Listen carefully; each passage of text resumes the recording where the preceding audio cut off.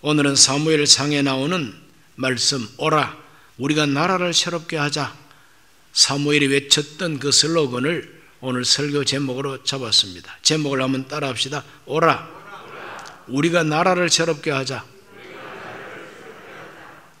지금부터 약 3000여 년 전에 신정체제로 존속해온 이스라엘 민족, 그들은 처음으로 왕정체제를 세우게 됩니다.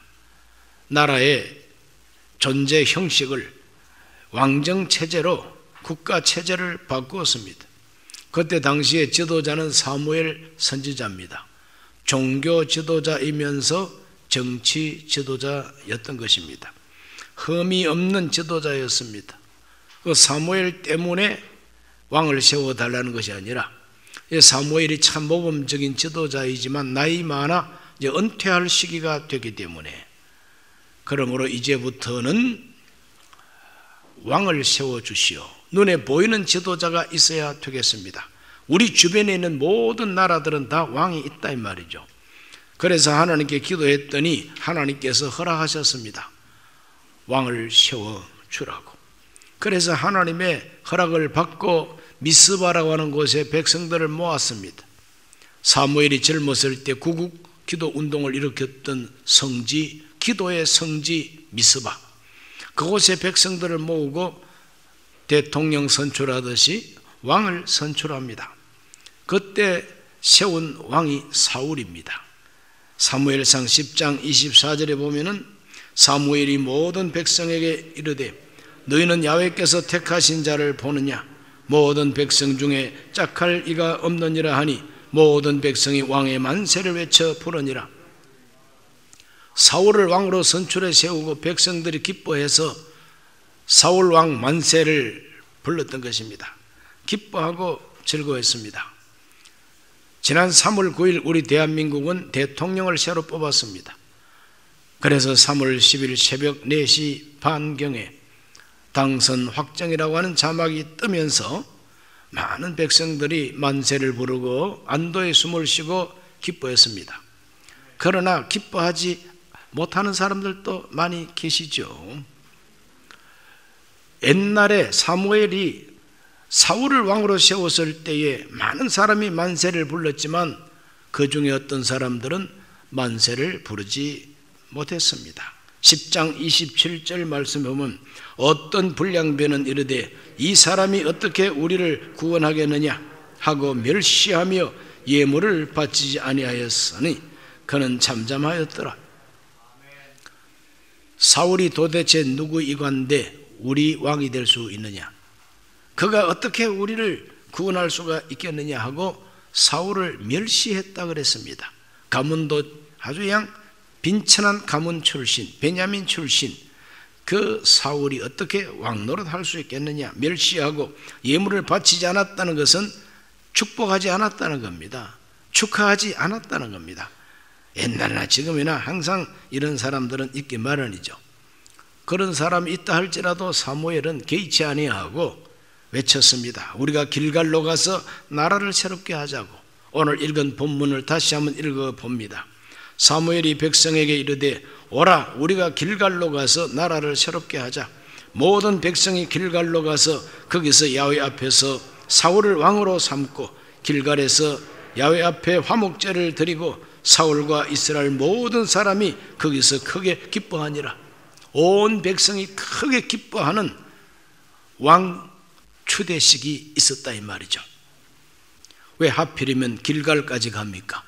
기도 성지 미스바에서 왕 즉위식을 해도 될 텐데 하필이면 길갈로 가서 나라를 세운 이유가 무엇이냐?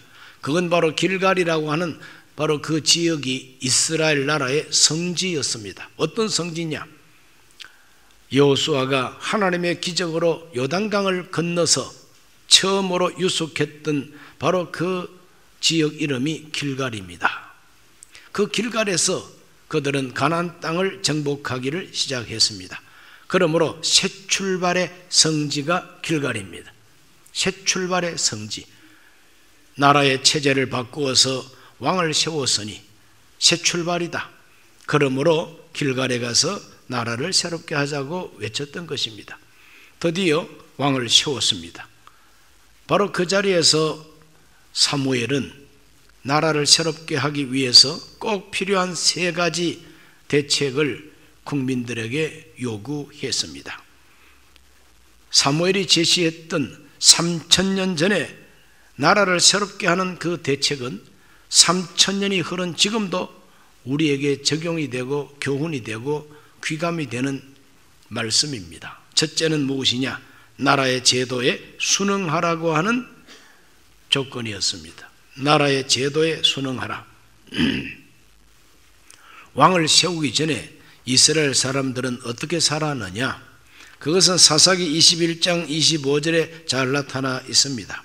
그때 이스라엘에 왕이 없으므로 사람이 각기 자기 소견에 옳은 대로 행하였더라 그랬어요.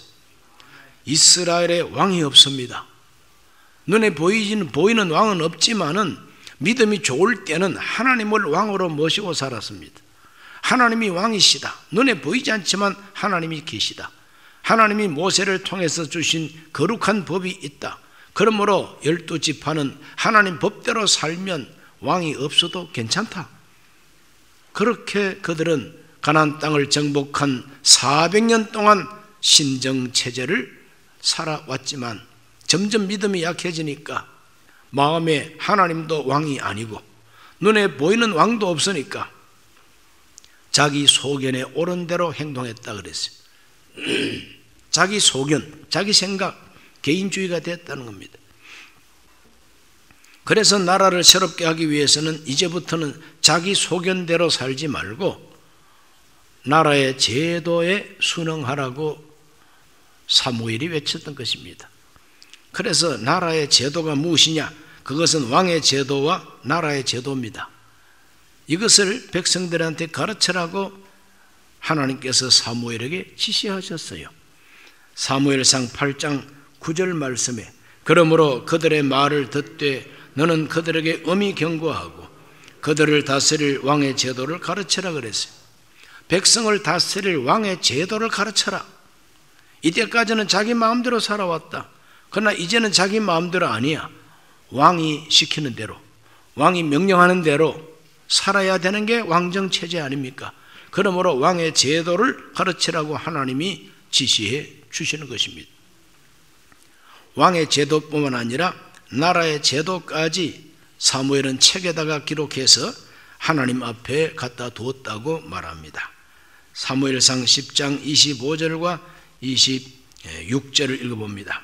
사무엘이 나라의 제도를 백성에게 말하고 책에 기록하여 야훼 앞에 두고 모든 백성을 각기 집으로 보내매 사울도 기브아 자기 집으로 갈 때 마음이 하나님께 감동된 유력한 자들과 함께 갔느니라 그랬어요. 그 마음이 하나님께 감동된 사람은 사무엘을 통해서 주시는 왕의 제도, 나라의 제도, 그걸 들어보니까 너무 멋집니다. 우리가 이렇게 나라의 제도를 세우고 이 제도대로 나라를 운영하면 하나님께 복받는 나라가 될 수 있다. 마음에 감동된 사람은 새로 선출된 사울 왕 주변에 모이기를 시작한 겁니다. 그 사람들이 나라의 지도자 그룹을 형성하게 된 것이죠. 이렇게 해서 하나님은 사무엘을 통해서 왕정 체제를 세웠으면 나라의 제도가 이제는 자기 마음대로가 아니라 제도를 순종하라고 하나님은 가르쳐 주었습니다. 우리 대한민국도 마찬가지입니다. 우리 대한민국도 대통령을 새로 뽑았습니다. 대통령 새로 뽑고 사람들이 만세를 부르는 사람이 있는가 하면은 아이 기분 나빠 이런 사람도 있고 혼합되어 있습니다. 그러나 내가 누구를 찍었든지 우리는 나라의 제도를 순응해야 되는 것입니다. 대통령이 바뀌어도 바뀌지 않는 원칙이 있습니다. 바로 그것이 나라의 제도요 대통령 제도입니다. 그러므로 대통령 제도, 나라의 제도는 3000년 전에 사무엘이 책에다가 써가지고 하나님의 성전에 갖다 둔 것처럼 오늘날도 대한민국 국민들은 나라의 제도가 있음을 알아야 됩니다. 그것이 기록되어 있는 책이 헌법책입니다. 대한민국 헌법은 바로 대한민국의 국가 제도를 기록해 놓고 대통령 제도를 기록해 놓고 있는 책이라 이 말이죠. 이게 원칙입니다. 여기에 순응하는 것이 나라를 새롭게 하는 길이라고 가르쳐주고 있습니다. 대한민국 헌법은 우리 대한민국의 이 체제가 자유민주주의 국가임을 천명하고 있습니다. 조선민주주의 아닙니다. 자유민주주의 대한민국을 강조하고 있는 것이 대한민국 헌법이에요. 거기는 시장 경제를 강조하고 있고 개개인의 인권을 강조하고 있고 그리고 법이 나라를 다스린다고 하는 법치가 거기에 명시되어 있습니다. 대통령이 누가 되었다 할지라도 대통령 개인이 아니라 나라의 법, 헌법을 가지고 나라를 경영해야 된다. 그러므로 대통령 선서할 때에 헌법을 준수하겠다고 서약을 한다 이 말이죠. 서약해놓고는 그 법을 뒤엎고 헌법을 무시하면 이 사람은 대통령 아닙니다. 그러므로 대한민국의 제도와 대한민국의 자유민주주의 체제를 공고히 하고 이걸 순응해야만이 그 사람은 나라를 새롭게 할 수 있는 사람이라. 그러므로 대한민국 헌법을 떠나서 자기들 집단의 소견대로 행동했던 거 이거 다 이제는 없애버리고 다시 대한민국 체제를 강조하고 그 체제로 돌아오는 것이 나라를 새롭게 하는 길이라는 것입니다. 우리 모두가 이와 같은 사실을 바로 알고 주여 대한민국은 하나님 앞에서 이미 1948년에 세운 그 대한민국의 최초의 재헌 헌법을 기준으로 해서 자유민주주의 국가가 망하지 않게 하여 주옵소서. 되돌아와야만 됩니다. 두 번째로 사무엘은 인정받는 지도력을 따를 것을 강조했습니다. 인정받는 지도자. 누가 진정한 지도자냐? 대통령 아니라 왕이라도 어떠한 리더십을 가져야 되느냐? 여기에 대해서 사무엘은 자기 자신을 모범으로 내놓았습니다. 사무엘상 12장 3절로 5절을 다 같이 읽습니다. 내가 여기 있나니 야훼 앞과 그의 기름 부음을 받은 자 앞에서 내게 대하여 증언하라.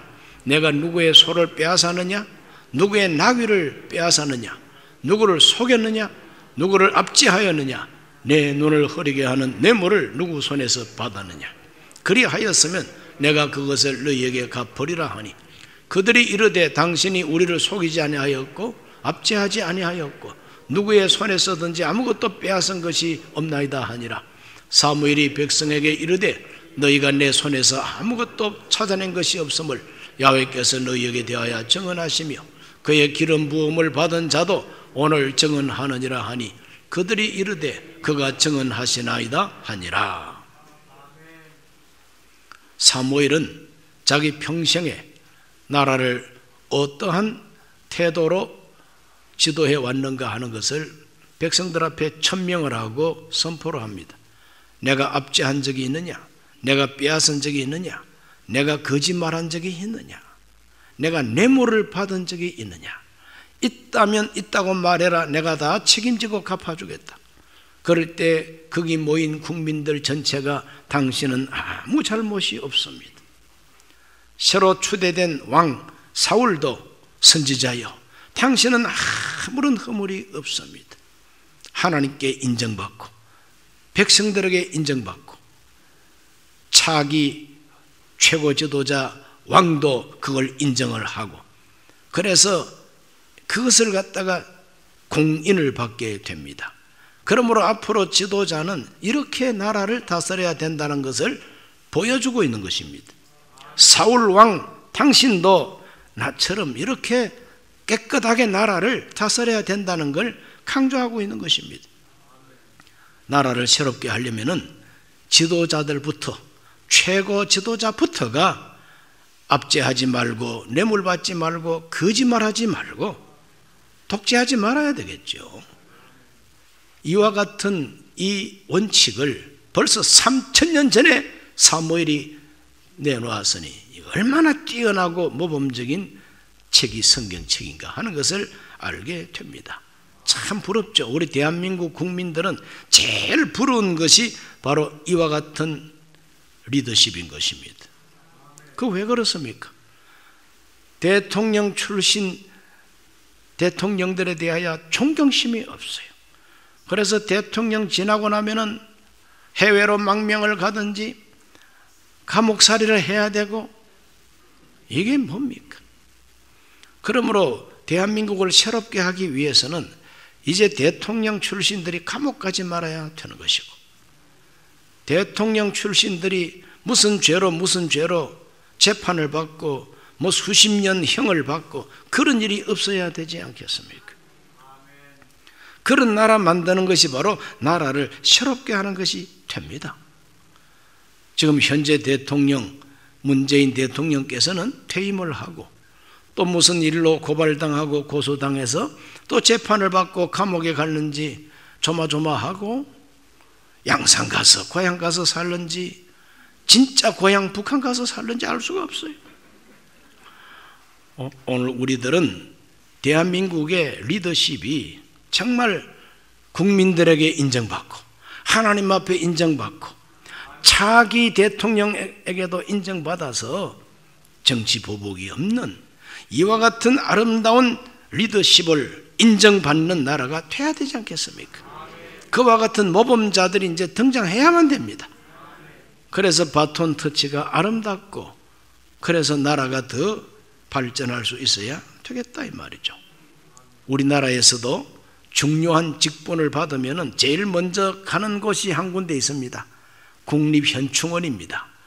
동작동 국립현충원 가가지고 향불 피우고 거기서 참배하고 묵념합니다. 이게 무슨 뜻입니까? 나라 위해서 목숨을 바치고 나라를 위해서 그동안에 참 수고 많이 한 분들, 그들의 홀령이 있는지 없는지는 모르지만 어쨌든 그 앞에서 나도 귀하신 어르신들의 뜻을 이어받고 내게 주어진 직책을 잘 감당하겠습니다, 충성을 다짐하는 곳이 바로 현충원 참배의 뜻입니다. 그들이 참배할 때 마음 그대로 실천할 수 있으면 좋겠습니다. 향불은 잘도 피워놓고 엉뚱한 짓을 해야 되니 이거 정말 참 곤란하지 않습니까? 그러므로 하나님 인정받는 리더십, 인정받는 지도력이 우뚝 서서 그걸 바라보고 따를 수 있는 나라가 되게 하여 주옵소서. 세 번째는 뭡니까? 은혜의 역사를 기억하고 하나님을 섬기라는 것입니다. 은혜의 역사를 기억하라.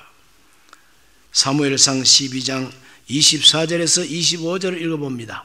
너희는 야훼께서 너희를 위하여 행하신 그 큰 일을 생각하여 오직 그를 경외하며 너희 마음을 다하여 진실이 섬기라. 만일 너희가 여전히 악을 행하면 너희와 너희 왕이 다 멸망하리라. 경고입니다. 경고. 얼마나 무서운 경고입니까? 이 경고의 핵심이 뭡니까? 지난날 하나님이 베풀어 주신 은혜를 생각해라. 잊어버리지 말라. 지난날 하나님이 베풀어 주신 이 은혜를 생각하고 그것 때문에라도 하나님을 경외하고 진실하게 하나님을 섬기라. 그렇지 아니하면 멸망한다는 거예요. 그러므로 은혜 역사를 기억하고 하나님을 섬기라. 백성들뿐만 아니라 왕도 같이 지도자와 백성 모두가 지켜야 할 법이라는 것입니다. 12장 13절에서 15절을 다 같이 읽습니다. 이제 너희가 구한 왕, 너희가 택한 왕을 보라. 야훼께서 너희 위에 왕을 세우셨느니라. 너희가 만일 야훼를 경외하며 그를 섬기며 그의 목소리를 듣고 야훼의 명령을 거역하지 아니하며 또 너희와 너희를 다스리는 왕이 너희 하나님 야훼를 따르면 좋겠지만은 너희가 만일 야훼의 목소리를 듣지 아니하고 야훼의 명령을 거역하면 야훼의 손이 너희의 조상들을 치신 것 같이 너희를 치실 것이라고 그랬어요. 하나님이 때린다 이 말이죠. 백성과 왕이 하나님을 거역하면 하나님이 치신다. 경고입니다. 이 경고는 왜 합니까? 나라를 새롭게 하라고 경고하고 있는 겁니다. 조심하라고 경고하고 있는 겁니다. 지난날 베풀어 주신 은혜의 역사를 잊지 말고 생각해야 된다는 겁니다. 어느 나라에나 하나님의 은혜 역사가 있죠. 사무엘이 이 말씀을 증거하고 있을 때에 그 이스라엘 백성들의 역사가 특별히 그러합니다. 출애굽을 통해서 나타난 하나님의 은혜 역사가 얼마나 큽니까? 광야 생활 40년 동안 하나님이 베풀으신 은혜가 얼마나 위대합니까? 가나안 땅을 정복하는 전쟁통에 하나님이 이기게 해주신 은혜가 있지 않습니까? 말씀을 떠나서 불순종할 때에 하나님이 치셨어요. 때리셨지만은 회개하니까 하나님이 구원해 주신 역사가 계속 반복돼 400년 동안 그렇게 살아왔던 역사가 있습니다. 그러므로 사무엘은 지난날 하나님의 이 은혜 역사를 잊지 말라는 거예요. 이걸 생각하고 하나님을 진실하게 섬기라고 하는 것이 나라를 새롭게 하는 방책이라는 것입니다. 대한민국은 어떻습니까? 우리 대한민국은 과거에 1910년 이후 45년 8월 15일까지 일본에게 강점당하고 식민지 통치를 받았습니다. 그 식민지 통치 기간에 우리가 얼마나 슬픔과 눈물과 탄식과 고난, 환난을 겪어야 했습니까? 산에는 나무를 베어가고 돌에 있는 곡식을 키워도 공출미로 큰 수탈해 가지요. 젊은이들 전쟁터로 데리고 가지요. 힘쓰는 남자들 보국대라 이래가지고 노동력을 가지기 위해서 많이 끌고 가기도 하고 자원해 가기도 했습니다. 수많은 여성들이 위안부로, 군용 위안부로 끌려가기도 하고 이렇게 해서 나라가 정말 비참했습니다. 얼마나 나라가 해방되기를 기다렸으면 그날이 오면 인류 역사 최고의 저항시라고 호평을 받는 그날이 오면은 이라고 하는 시가 있습니다. 그 시의 핵심이 뭐냐? 그날이 오면, 우리나라가 일본에게 해방받는 그날이 오면 내 가죽을 벗겨서 북을 만들고 내 뼈를 가지고 그 북을 치면서 기뻐하겠다고 그렇게 시를 썼어요. 인류 역사 속에 자기 민족의 해방을 그리워하면서 그렇게 시를 쓴 나라가 대한민국밖에 없다는 거예요. 그만큼 나라에 대한 간절한 해방의 소원과 열망, 참 위대한 시입니다. 드디어 1945년 8월 15일 일본 천황은 미국 앞에 무조건 항복했습니다. 원자폭탄 터지고 난 다음에 무조건 항복을 했어요. 생각지도 못한 해방을 우리 한국은 맞이하게 된 겁니다. 그때 얼마나 기뻐하고 얼마나 즐거워하고 먹지 않아도 배고프지 아니하고 그랬다고 하는 감정들이 있습니다. 하나님이 베풀으신 은혜입니다. 미국이 희생하고 이겼지만은 하나님이 이기게 해 주신 거예요. 그러므로 하나님의 은혜입니다. 해방 후에 나라를 세웠습니다. 어떤 나라를 세웠습니까? 자유민주 대한민국을 세웠습니다. 북한은 조선민주주의 인민공화국이라고 하는 나라를 세웠습니다. 체제 경쟁을 70년 동안 해온 결과 대한민국은 북한보다도 경제력이 70배, 60배 이상 올랐었습니다. 10대 경제대국, 7대 무역국가, 군사력도 핵무기만 아니면은 우리 남한 군사력이 훨씬 강합니다. 하나님께서 이 나라를 축복하시고 은혜를 베풀어 주신 역사가 있다 이 말이죠. 이런 역사를 잊어버리지 말고 하나님 앞에 감사하고 정말 그 은혜에 생각하고 순종하고 그 은혜를 생각하면서 나라 잘 되기 위해서 충성해야 된다는 것이죠. 지나간 3월 9일 대통령 선거가 있었습니다. 특별 새벽기도 하면서 저는 가슴을 졸였습니다. 어떻게 하면 좋으냐? 제일 핵심이 뭐냐?